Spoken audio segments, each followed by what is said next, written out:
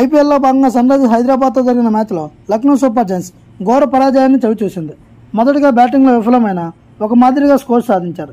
ఆ తర్వాత బౌలింగ్లో కూడా దారుణంగా విఫలమైంది. ఏ ఒక్క బౌలర్ కూడా ప్రభావం చూపకపోవడంతో 166 పరుగుల లక్ష్యాన్ని సన్ రైజర్స్ హైదరాబాద్ ఓపెనర్లు కేవలం 9.4 ఓవర్లోనే పూర్తి చేశారు.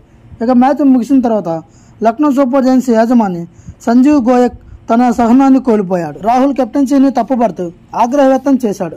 ఓటమి అనంతరం రాహుల్ వద్దకు వచ్చి సంజీవ్, ఏంటయ్యా అది, బౌలర్లను ఫీల్డర్లను సరిగ్గా ఉపయోగించుకోకుండా చెత్త కెప్టెన్సీ చేస్తున్నావంటూ తిడుతున్నట్లు గ్రౌండ్లోనే అతనిపై ఆగ్రహ వ్యక్తంతో ఊగిపోయాడు.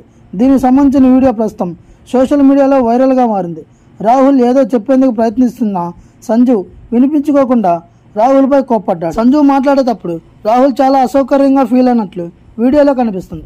ప్రస్తుతం సంజీవ్ గోయక్ పై నెటిజన్స్ తీవ్ర స్థాయిలో విమర్శిస్తున్నారు. ఒక మ్యాచ్ ఓడిపోయినంత మాత్రాన రాహుల్ను ఇలా అవమానించడం కరెక్ట్ కాదని అతనిపై మండిపడుతున్నారు. ఫ్యాన్స్ దగ్గర నుంచి రాహుల్కు మద్దతు పెరుగుతుంది. నువ్వు ఆర్సీబీ జట్లోకి వచ్చాయని కొంతమంది అంటుంటే, ఆర్సీబీ జట్టు ఓనర్ చాలా మంచివాడు, నీ కెప్టెన్సీతో పాటు ఎలాంటి ఒత్తిడి ఉండదని మరికొందరు కామెంట్ చేస్తున్నారు. మరికొంతమంది ఆర్సీబీ జట్లో ఉంటే నీకు ఇలాంటి పరిస్థితి ఎప్పటికీ రాదంటున్నారు. ఆర్సీబీ జట్లో ఓడిపోయినా నిన్ను ఎవరు ఏమీ అనరని అభిమానులు తెగ కామెంట్ చేస్తున్నారు. ఈ వీడియో గురించి మీరేమనుకుంటున్నారో నాకైతే కామెంట్ బాక్స్లో మెన్షన్ చేయండి.